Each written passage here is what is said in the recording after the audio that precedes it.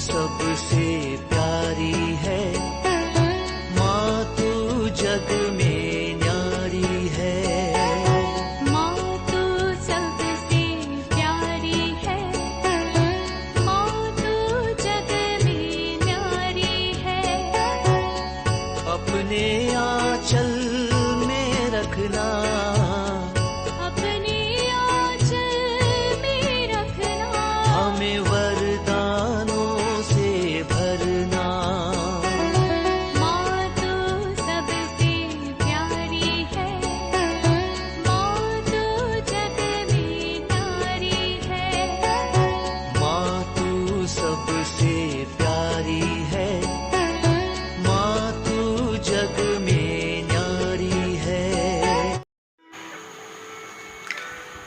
पिता, पुत्र और पवित्र आत्मा के नाम पर आमीन। आप सबों को जय यीशु।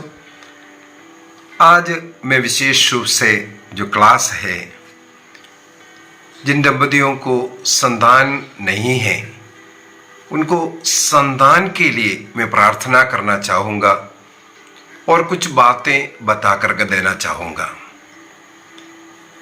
आज ये क्लास लेने का प्रेरणा मुझे इसलिए मिला, मैं हाल ही में कहीं रिट्रीट के लिए गया था। वहाँ पर एक बेटी से मेरा मुलाकात हुआ जिसे मैं बहुत पहले से जानता हूँ और उनका विवाह भी होकर के 5-6 साल हुआ है। इसलिए उस बेटी से ऐसे बातें कर रहे थे।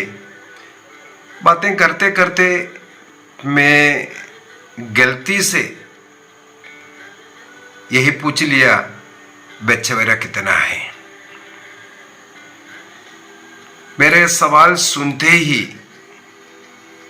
उस बेटी के आंख भर गया, सर को झुकाया। मुझे बहुत दर्द लगा। मैंने सॉरी कहा। मैंने बोला, एक बेटी से एक पापा क्या पूछेगा? वो खुशखबरी के लिए तो पूछा है, प्यार के कारण ही तो पूछा है बेटा, तुम्हें दर्द देने के लिए नहीं है। मेरे हृदय में वो लग गया। मुझे मालूम है इस प्रकार अनेकों बेटियां घुट घुट करके रह रहा है। संतान नहीं है इसलिए उतना दर्द उन्हें नहीं है, बल्कि दूसरों का जो शब्द है उन्हें बहुत दर्द देता है। कई लोग इस प्रकार अपना अनुभव मेरे से बताया, इसलिए मुझे मालूम है, क्योंकि मैं निसंतान दंपतियों के लिए विशेष जो रिट्रीटें लेता हूं, उसमें अनेकों को ऐसे दंपतियों से मैं बातचीत करता हूं, तो उनसे पता चलता है, जहां मान लो कहीं ड्यूटी गया है, ऑफिस हो या स्कूल हो, टीचर है, वहां पर जो अन्य, विशेषकर अन्य जो नारियां जो टोन मारते हैं, कुछ बातचीत ऐसे ऐसे इनको दुख देने वाला बोलते हैं, वो हमें बहुत रोना पड़ता है उसको सुन करके। इतना अधिक दर्द, हृदय में लगने वाला दर्द ऐसे ऐसे बातों पर होता है। इस कारण अन्य लोग, चाहे घर के माता पिता हो, सास ससुर हो या अन्य लोग, संतान ना होने के कारण कई महिलाओं को पीड़ाएं सहना पड़ता है। उस दर्द को मेरे हृदय में रखकर रोज प्रार्थना भी करता हूं। ऐसे सैकड़ों लोगों का नाम मैं जानता हूं जो संतान से वंचित हैं। इसलिए उनके लिए मैं रोज रोजरी करता हूं, प्रार्थना करता हूं। और मुझे ये भी मालूम है, प्रार्थना के द्वारा अनेकों को संतान का आशीष भी मिल चुका है। इसी वजह से आज पुनः एक बार इस YouTube के माध्यम से एक क्लास लेकर मैं सभी ऐसे जो संतान का आग्रह में प्रार्थना कर रहा है, उनके लिए मैं प्रार्थना करना चाहता हूं। जैसे क्लासों में मैं कई बार बोल करके दे चुका हूं, हमारे जीवन में सबसे पहले थोड़ा बदलाव लाने की जरूरत है। ये मत पूछो जो प्रार्थना नहीं करने वालों को क्या संतान नहीं है। जरूर है, जरूर है। चाहे ईश्वर की निंदा करने वाला हो, उनको भी संतान है। मुझे यदि संतान नहीं है, मुझे उसको स्वीकार करना है। और यदि कोई मेरे गलती के कारण संतान नहीं हो रहा है, उसको मुझे स्वीकार करना है। मेरे जीवन में कुछ बदलाव लाना है। कई कारण हो सकता है। जैसे एक बेटी जन्म लेते हैं, 3-4 लाख अंडों के साथ जन्म लेते हैं, और जैसे जैसे बेटी बढ़ते हैं, उनके शारीरिक घटनाएं या उनके मासिक क्रम के द्वारा ये बता करके भी देता है कि कुछ न कुछ हार्मोन का फर्क है। उसके लिए हो सकता है थोड़ा हार्मोन टैबलेट्स को लेने की जरूरत है। अनेकों बार हम लोग अनदेखा करते हैं। यदि मासिक क्रम जो है समय पर नहीं हो रहा है या ज्यादा हो रहा है, लंबे समय के लिए हो रहा है, हम उतना ज्यादा ध्यान नहीं देते। इस कारण ये सब सिम्टम्स कुछ न कुछ हार्मोन में फर्क या कुछ न कुछ सिस्ट हो या कुछ न कुछ ऐसा प्रॉब्लम के विषय में हमें बताकर दे रहा था, लेकिन हमने अनदेखा किया। और कई बार ये भी देखने के लिए मिलता है, बेटियों का विवाह जिस उम्र में होना चाहिए नहीं हो रहा है। उम्र बढ़ते जाना, बच्चा कम पैदा होना, इसलिए समय पर विवाह होना भी जरूरी है। अनेकों लोग आजकल हाँ अपने पैरों पर खड़े रहने दो, खड़े होने दो, इसके बाद मेरा पढ़ाई होने दो, मुझे ये होने दो, पता नहीं क्या क्या स्वप्न देख करके जो समय को आगे बढ़ा रहा है। उसमें क्या है, आगे चल करके बच्चे होने का जो प्रॉब्लम बढ़ता है। लड़कियों में ये ज्यादा प्रॉब्लम होता है, क्योंकि 10-12 साल की उम्र से उनका बच्चेदानी तैयार हो चुका है। हर महीने में एक अंडा तैयार होकर के बाहर निकल रहा है। इसका मतलब अंडों की कमियां होते जा रहा है। साथ ही साथ हर महीना शरीर तैयार किया, लेकिन गर्भधारण ना होने के कारण धीरे धीरे कुछ न कुछ उसका गलत परिणाम भी होता है। और विवाह होने के बाद कई लोग विवाह के बाद फिर निर्णय करते हैं अभी तुरंत बच्चा नहीं चाहिए, बच्चा ना हो उसके लिए कृत्रिम रीति का अपनाते हैं। इसको बोलते हैं सिन ऑफ रिजेक्शन कहा जाता है। बच्चा अभी नहीं चाहिए, रिजेक्ट कर रहा है। ईश्वर ने विवाह इसलिए करवाया संतान जन्म होने के लिए। आदम और हेवा का विवाह के द्वारा उन्हें प्रभु ने एक आशीर्वाद दिया। उत्पत्ति ग्रंथ अध्याय 1 वाक्य 28, फलने फूलने का आशीर्वाद दिया। लेकिन हम विवाह में एक तो देरी से प्रवेश कर रहा है, इसके बाद तुरंत नहीं चाहिए, इसलिए कुछ कृत्रिम रीति का भी अपनाते हैं। अनेकों लोग गर्भपात भी किया, इसके बाद फिर संतान नहीं होता है। तो इस प्रकार के हमारे गलतियों के लिए हमें पश्चाताप करना है, प्रभु से माफी मांगना है और एक अच्छा पाप स्वीकार कर प्रभु के साथ जुड़ने का प्रयत्न करना। हमें अपने जीवनचर्या में थोड़ा फर्क लेके आइए। पति पत्नी मिलकर के रोज प्रार्थना करना चाहिए। मत्ती के सुसमाचार अध्याय 18 वाक्य 19 और 20 के अंदर प्रभु यही कहा है, इस पृथ्वी पर 2 व्यक्ति एक मत होना, एक हृदय होना, एक मन होकर के, ये पति और पत्नी रोज बैठ करके प्रार्थना करना है। यदि प्रभु ने संतान का आशीर्वाद अब तक नहीं दिया है, बाइबल के अंदर ऐसे अनेकों वचन हैं जहां पर संतान के लिए प्रार्थना कर सकता है। हम उन वचनों का इस्तेमाल करते हुए, वचनों को इस्तेमाल करते हुए प्रार्थना करना है। कुछ वचन मैं इस समय पर बोल करके देना चाहूंगा। सबसे पहले स्तोत्र ग्रंथ 127 Psalm 127 verse 3, वहां पर लिखा है, पुत्र प्रभु द्वारा दी हुई विरासत है, संतति प्रभु द्वारा प्रदत्त पारितोषिक है। तो हमें ये वचन बोल करके प्रभु से उस विरासत को, उस पारितोषिक को मांगना है। प्रभु पुत्र प्रभु द्वारा दी हुई विरासत है, संतति प्रभु द्वारा प्रदत्त पारितोषिक है। ये विरासत और पारितोषिक हमें दीजिए बोल करके। चाहे डॉक्टर्स बोल दें संतान नहीं होगा, मैंने अपने आंखों से देखा है, 2 बार IVF किया, नहीं है, डॉक्टर ने बोला आपके बच्चेदानी में बच्चा नहीं ठहर सकता। ऐसे महिलाओं को संतान हुआ हमने देखा है।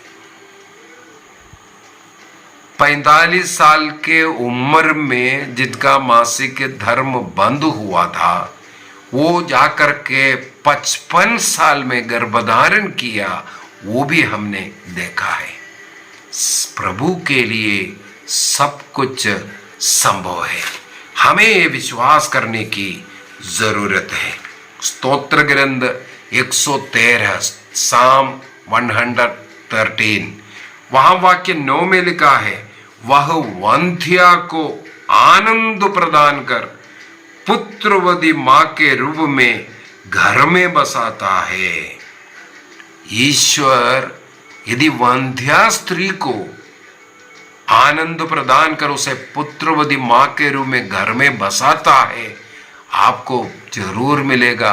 वचन को बार बार बोल करके स्तोत्र ग्रंथ 113 वाक्य 9, हमें प्रार्थना करने की जरूरत है, विश्वास करने की जरूरत है। हमें मालूम है जकरियस का पत्नी एलिसबेत बांझ थी, उनके बुढ़ापे में ईश्वर ने उन्हें संतान दिया, योहन बपतिस्ता जैसे महान व्यक्ति को दिया। उसी प्रकार अब्राहम और सारा, 99 साल का अब्राहम और 90 साल का जो बांझ सारा के द्वारा संतान ईश्वर उन्हें देता है, वह है इसहाक। तो ईश्वर के लिए सब कुछ संभव है।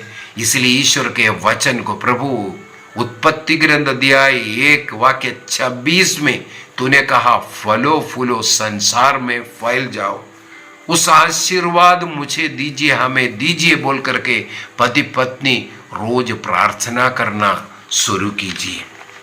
यदि हम लोग विधि विवरण ग्रंथ डिट्रोनॉमी चैप्टर 7 वाक्य 12 से 15 तक पढ़ेंगे, वहां पर प्रभु कहते हैं जो वचन, जो विधियां मैंने तुम्हें दिया उसके अनुसार तुम चलोगे, अर्थात ईश्वर के नियम का पालन करते हुए जीवन जीना है। यदि हमारे अंदर कोई बुरे स्वभाव है, बुराई है, नशा करता है या लड़ाई झगड़ा करता है, किसी के साथ मनमुटाव है, यह सब कभी कभी मैंने देखा है बाधाएं उत्पन्न की।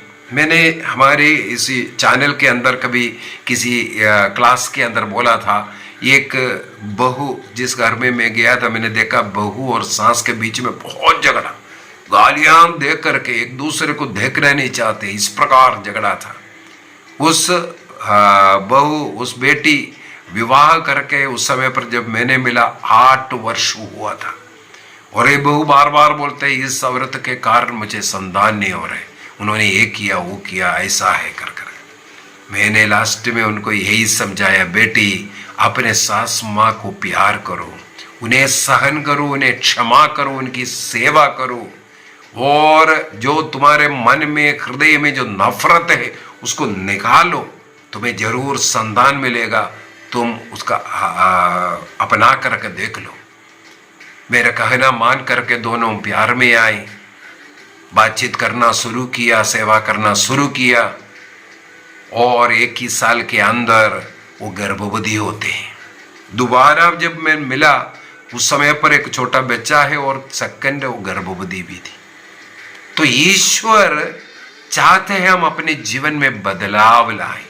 यदि किसी के साथ नफरत है, क्रोध है, बातचीत नहीं है, प्यार का जिंदगी जियो, क्षमा कर दो। आपको हो सकता है उन्होंने दुख दिया, अपमानित किया, निंदा किया, लेकिन प्रभु ने हमें सिखाया हमारे शत्रुओं को भी हमें प्यार करना है, शत्रुओं की भी प्यार करना है। यदि तुम्हारे शत्रु भूखा है उसे खिलाओ, यदि प्यासा है उसे पिलाओ, यही प्रभु हमें सिखाया है। इसलिए हमें प्रभु की आज्ञाओं का पालन करना है।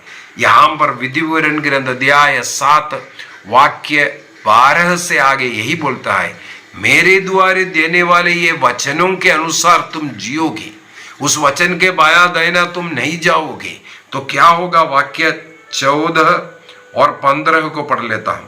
तुमको अन्य सभी जातियों की अपेक्षा अधिक आशीर्वाद मिलेगा, क्योंकि तुम चुने हुए हो, तुम ईश्वर के संतान हो।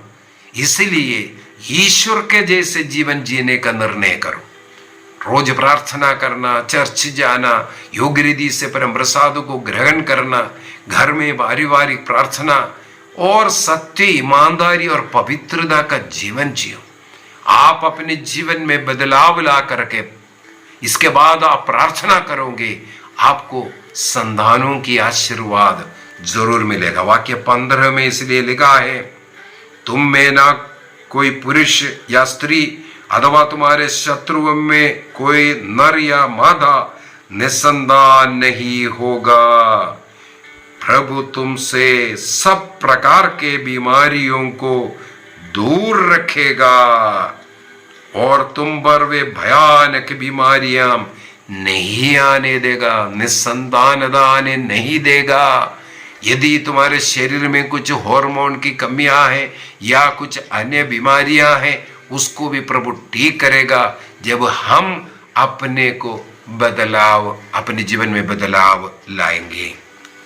केवल इतना ही नहीं, निर्गमन ग्रंथ को भी पढ़ना चाहूंगा। निर्गमन ग्रंथ एक्सोडस चैप्टर 23, निर्गमन ग्रंथ अध्याय 23 उसके वाक्य 25 में लिखा है, तुम अपने प्रभु ईश्वर की सेवा करोगे, आराधना करोगे, प्रार्थना करोगे, उसकी स्तुति करोगे और वह तुम्हारे अन्न जल को आशीर्वाद देगा।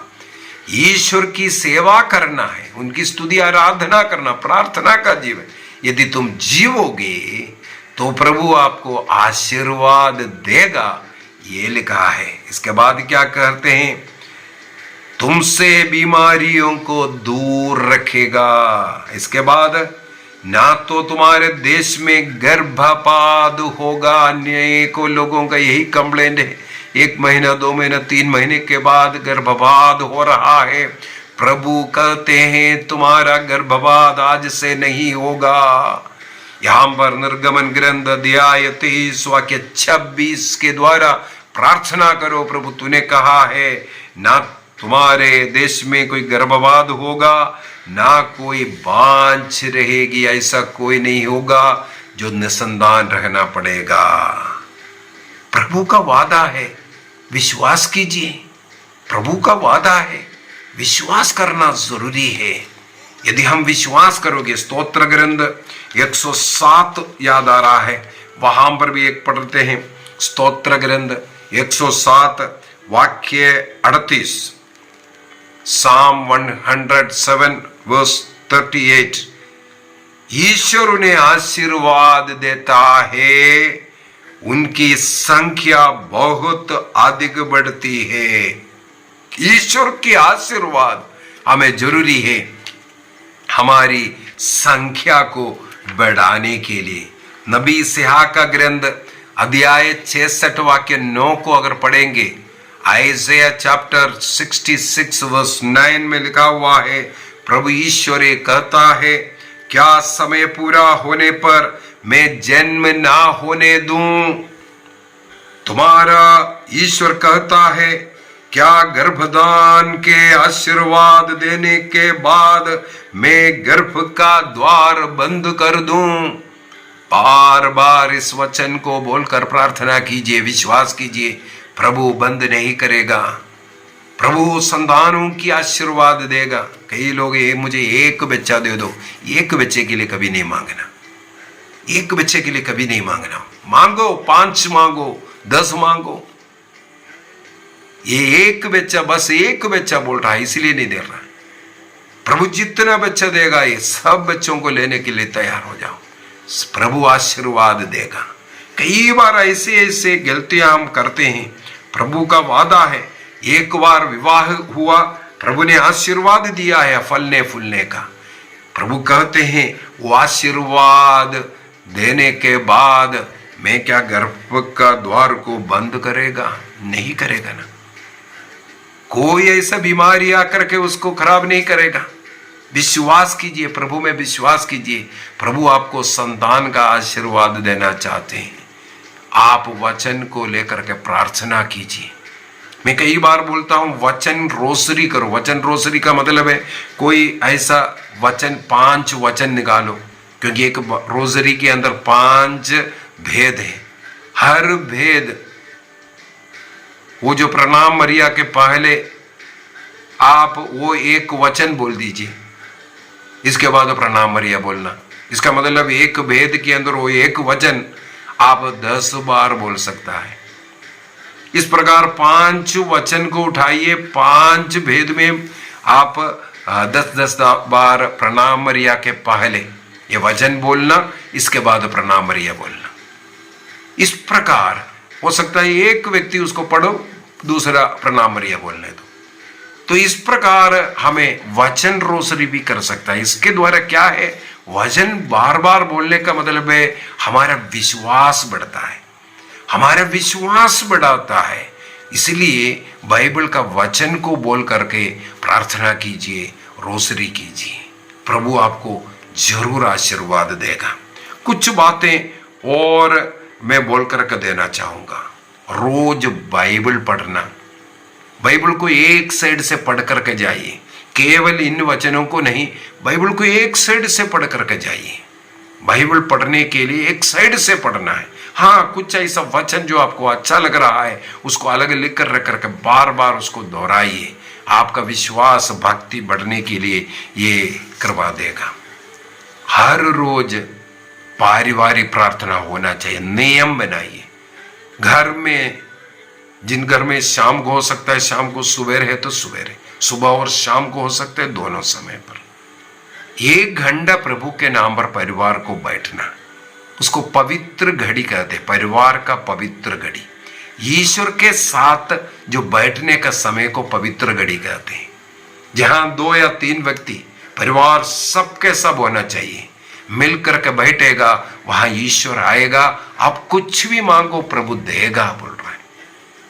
हमारे परिवार में शांति चाहिए, प्रेम चाहिए, चंगाई चाहिए, जो कुछ जरूरत है बैठ जाइए, उस लक्ष्य लेकर के बैठिए। रोज प्रार्थना करना, वो प्रार्थना के द्वारा हम प्रभु के भक्ति में, विश्वास में और प्रभु से हम जुड़ जाते हैं। और यदि संभव है तो रोज मिस्सा बलिदान में जाइए, कम से कम 1 जन घर से जाइए, वो आशीर्वाद लेके आएगा। रोज हर इतवार और हुक्म पर्व पर तो जाना ही जाने हो, तो नियम में। यदि बीच वाला दिन में अगर आप जाएगा उसमें आशीर्वाद ज्यादा है। क्या कारण है आशीर्वाद ज्यादा? क्योंकि इतवार और हुक्म पर्व पर नियम कानून है, इसलिए हम जा रहा है, नियम के कारण जा रहा है। अन्यथा घोर पाप, आत्मावायु पाप है, हम परम प्रसाद को बाद में ग्रहण नहीं कर सकता। यदि हम बीच के अन्य दिनों में, जब वीकली डेज में जाते हैं, वो हमारी इच्छा के कारण जा रहा है, उसमें ज्यादा आशीर्वाद हम प्राप्त करते हैं। इसलिए कोशिश कीजिए। दूसरा, दूसरों को सहन कीजिए, क्षमा कीजिए, दूसरों के से प्यार कीजिए। आपके जीवन में कोई दुश्मन नहीं होना चाहिए। सबों के साथ मेल मिलाप रखने के लिए आपको बहुत सहन करना पड़ेगा, सबों को क्षमा देना पड़ेगा। उसमें आशीर्वाद है, उसमें बहुत आशीर्वाद है। वो आशीर्वाद आप ग्रहण करना है। अगला, जिनको संतान चाहिए, मैं उनके लिए नोवेना करने के लिए कहता हूं। हमारे पारिवारिक प्रार्थना एवं धर्म शिक्षा पुस्तक के अंदर नोवेना प्रार्थना लिखा हुआ है। बहुत शक्तिशाली प्रार्थना है। बाइबल के इन वचनों को मिला करके प्रार्थना बनाया है। वो प्रार्थना कब करना है? मासिक धर्म का 5वां दिन शुरू होकर के 5वां दिन इसको शुरू करना है। 9 दिन के लिए रोज इसको प्रार्थना करना है। पति पत्नी दोनों मिलकर के प्रार्थना कीजिए। 9 दिन का प्रार्थना 5वां दिन से शुरू हुआ, 9 दिन तक लगातार प्रार्थना किया। ये जो नोवेना प्रार्थना, इसके बाद अगला 5 दिन पति पत्नी साथ में रहना है।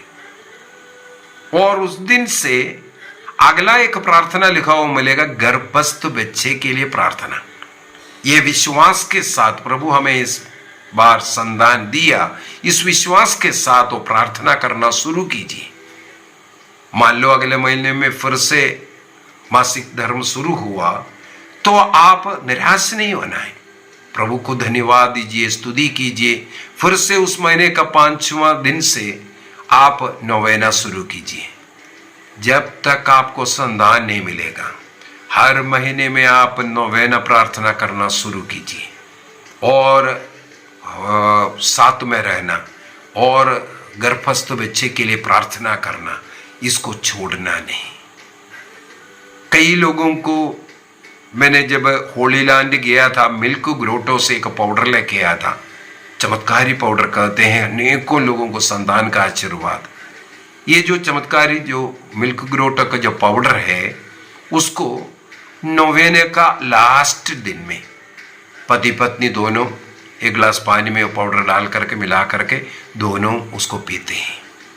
उसके द्वारा प्रभु का और अनुग्रह, जहाँ माता मरियम अपने बालक यीशु को, अपने बेटे को दूध पिलाया, कहा जाता है दूध पिलाते वक्त एक बूंद दूध वहाँ पर गिरा था तो वहाँ पर पूरा प्रकाश में हुआ। उस ग्रोटे के अंदर पूरा जो वाइट जो पत्थर जो होने का पीछे का कारण यही कहते हैं। वहाँ पर लोग आकर के प्रार्थना करते हैं। जिन्हें संतान नहीं है वे लोग जाते हैं, दंपतियां जाते हैं। अनेकों का साक्ष्य वहां हमें मिलता है। कारण है विश्वास किया। तो हमारे इस नोवेना में विश्वास करते हुए आप प्रार्थना कीजिए। ये केवल प्रभु से जुड़ने का विश्वास करने के लिए एक प्रार्थना है और उसके द्वारा प्रभु का अनुग्रह अनेकों को मिला भी है, इसलिए कह करके दे रहा हूं।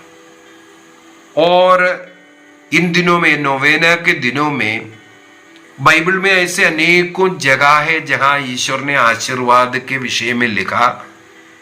या जो निसंतान दंपति है, जैसे अब्राहम का लाइफ ले लो, उत्पत्ति ग्रंथ अध्याय 15 से अगर पढ़ करके जाए 22 तक पढ़ते जाए, वहां पर सब प्रभु का प्रतिज्ञा संतान देने के विषय में विशेषकर अध्याय 18, उत्पत्ति ग्रंथ अध्याय 18 के अंदर एक भयंकर वचन है।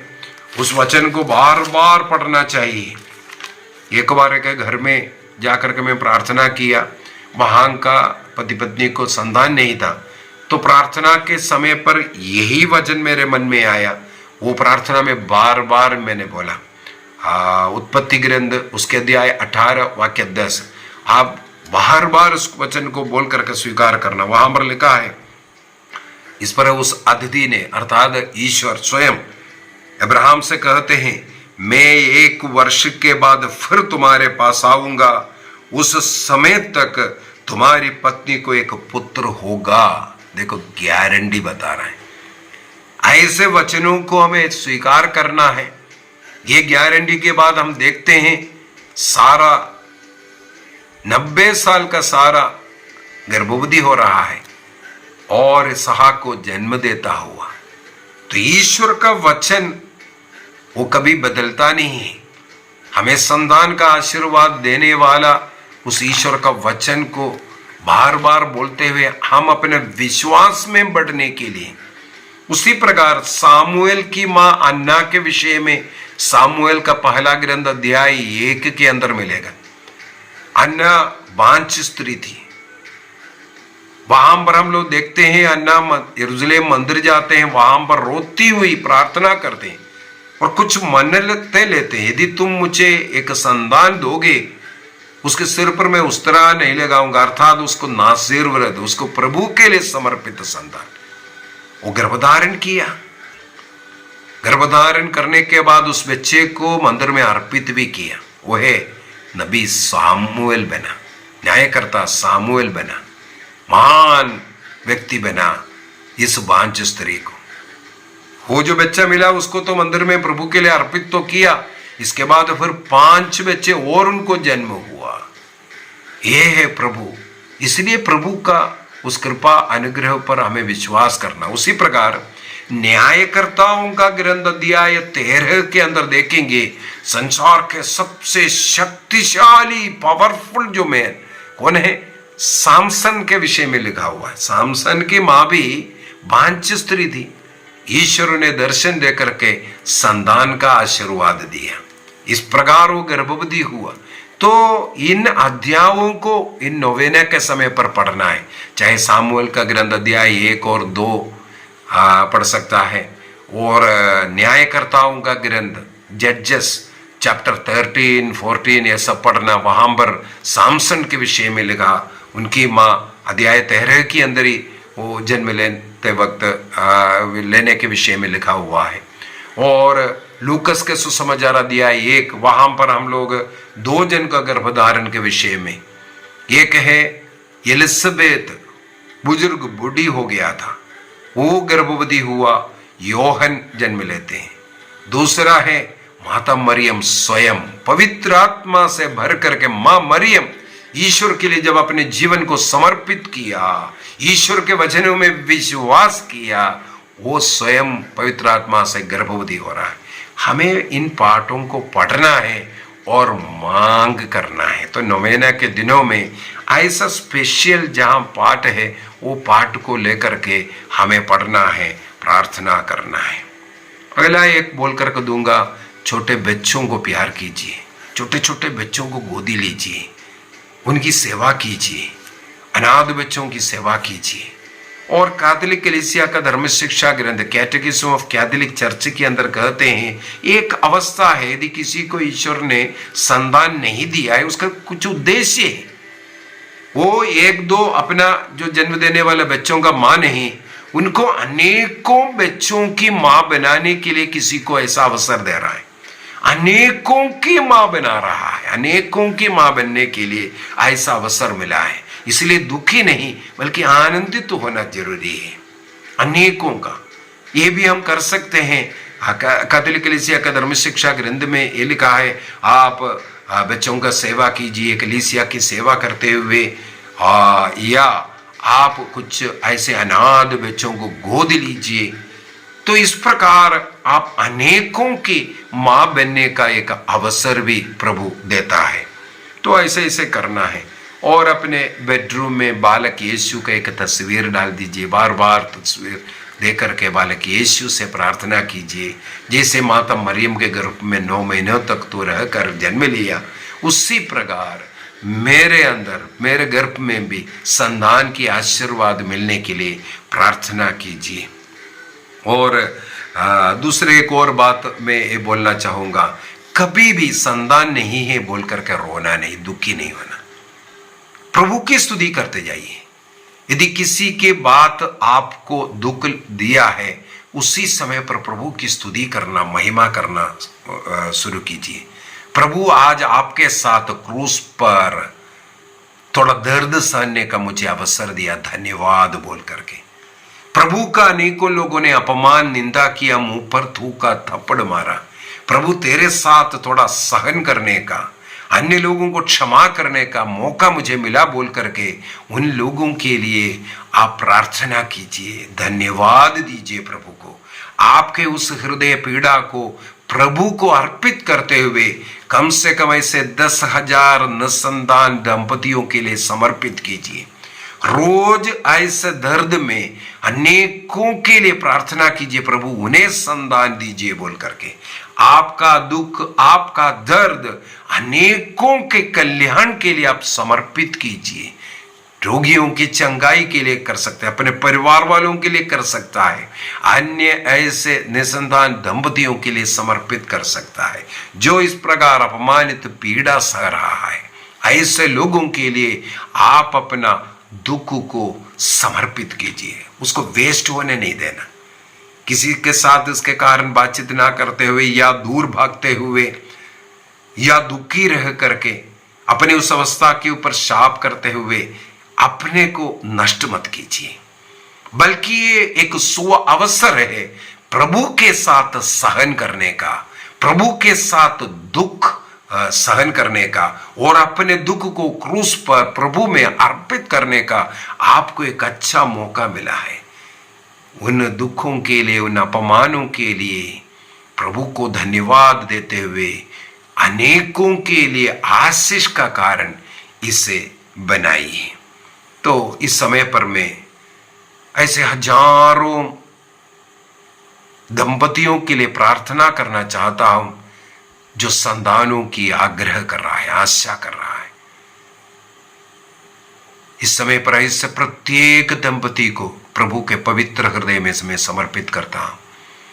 जितने भी लोग मुझे सुन रहा है, आप अपने को समर्पित कीजिए। प्रभु ईसा मसीह ने कलवारी पहाड़ पर रक्त बहाया हमारे मुक्ति के लिए। उस पावन लहू को आपके सिर से लेकर के पाव तक मैं विलेपन करता हूं। यीशु के पवित्र लहू को आपके शरीर के अंग अंग पर छिड़काता हूं, पति पत्नी दोनों पर छिड़काता हूं। दोनों के शरीर में यदि किसी भी चीज की कमी है, हार्मोन का या कोई बीमारी है, यीशु के नाम लेकर के मैं उसे बांध देता हूं। सारे अंधकार की शक्तियों को, निसंतानता के उस दुष्ट आत्मा को यीशु के नाम पर मैं बांध देता हूं और आज्ञा देता हूं इनके जीवन से नष्ट हो जाएं। यीशु के पवित्र लहू को इनके बिस्तर जहां ये सोते हैं उस बेड पर छिड़काता हूं और उस कमरे में छिड़काते हुए उस कमरे को मैं बांध देता हूं। अंधकार की शक्ति, शैतानी हरकत इनके जीवन से इसी समय पर नष्ट हो जाए। यीशु के नाम पर जो भी कमियां हैं वो दूर हो जाए। प्रभु के नाम पर संतानों की आशीष के लिए मैं प्रार्थना करता हूं। इनके बच्चेदानी को, फिलोपियन ट्यूब को, ओवरीज को, पूरे शरीर के अंग अंग को प्रभु के पवित्र क्रूस पर समर्पित करते हुए यीशु के शरीर में जो घावे हुआ उसके पुण्य फलों के द्वारा इनके शरीर में यदि कोई भी कमियां है, हार्मोन की कमी या कुछ और बीमारी है, उसको मैं आदेश देता हूं। यीशु के घावों द्वारा इसी समय पर इन्हें चंगाई मिले और संतानों की आशीष मिले, संतानों की आशीष इन्हें मिले। जितने भी संतान प्रभु देगा उतने संतान को पालन पोषण करने का निर्णय करें। यीशु के नाम पर आपके शरीर में जो भी कमियां आए दूर हो जाए। पवित्र आत्मा का आग इस समय पर उतरावे। पवित्र आत्मा के अग्नि के द्वारा सारे रोग नष्ट हो जाए। यीशु के नाम पर यफाता अर्थात खुल जा। संतानों की आशीर्वाद प्रभु ने दिया, कोई भी बच्चेदानी बंद नहीं है। यीशु के नाम पर इसी समय पर यफाता अर्थात खुल जाए। संतानों की आशीर्वाद ऐसे सभी लोगों को मिले। जितने भी लोग संतान की आशीष के लिए प्रार्थना कर रहे हैं उन सभी लोगों को इसी समय पर वो आशीष मिले। यीशु के नाम पर पवित्र आत्मा का शक्ति एवं सामर्थ्य उतरे। पवित्र आत्मा का शक्ति एवं सामर्थ्य उतरे। संतानों की आशीष मिले, संतानों की आशीष मिले। काम होली स्पिरिट, पवित्र आत्मा उतराइए। नस नस में, कण कण में, हड्डी और मांस में उतराइए। पवित्र आत्मा का शक्ति के द्वारा सबों को संतान की आशीर्वाद मिले। पिता, पुत्र और पवित्र आत्मा के नाम पर आमीन। आप सबों को जय यीशु और संतानों के आशीर्वाद से प्रभु आपके घर को भर दे।